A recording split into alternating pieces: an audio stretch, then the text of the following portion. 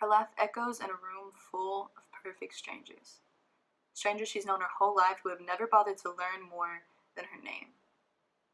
Her laugh is an unwelcome guest, lingering in the room long after it is forced from her so carefully painted smile, bleeding her desperation for genuine joy. The blood clings to the walls, transforming them into the deepest shade of blue that is her eyes. Her eyes. Her eyes that used to be so warm, darkened only by the souls of those who left her behind, eyes void of tears she only dares to shed in the rain, so she's thankful for storms. Storms big enough to mask the tears that surprise even her, for she's become so good at hiding that she's learned how to hide from herself. And as she shakes with the sobs that she just can't seem to grasp, she wraps her arms around herself and becomes very aware of her body. Her body. Her body used as a pawn in so many games that she never agreed to play. A body that demands attention every second of every day but never offers anything in return. A body so selfish. A body molded by the careless hands of others, left so unfamiliar that it means nothing to her anymore. A body she no longer owns. One that she desperately wants to reclaim, so she changes the color of her hair. Her hair.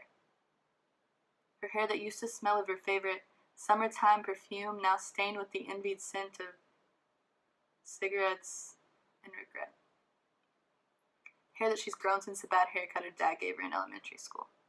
A haircut that her dad must have given to someone else, because she can't remember that little girl, as yellow as her hair used to be, and when she looks in the mirror at the changes she has made, it begins to storm.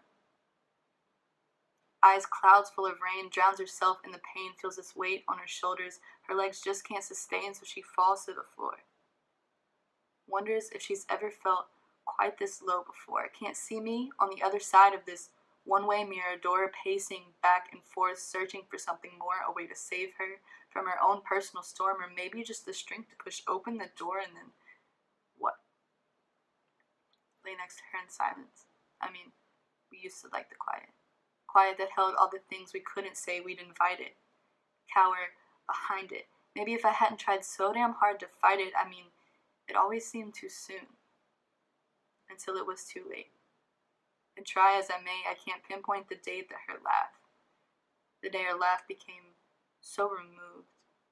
The day her eyes started trying on brand new hues of blues. The day her body finally bruised from all the use and abuse even her hair can't let loose anymore. Lying there on the floor, let the absence of words retell a story so bleak. A story all too familiar of how I was too weak to speak up. So I stood back. Further than far. Saw her at night, headlights in her eyes, might as well have been driving the car. And I've spent years trying to justify my behavior. I wish I can say I never really thought she was in danger, but the thought didn't make me any less selfish. Why did I feel like every moment was mine to savor? Like, do me a favor, let's just talk about it later. Immaturity is blinding. Maybe if it'd been a different time, I'd be braver. But it's time to accept I was never really the one meant to save her.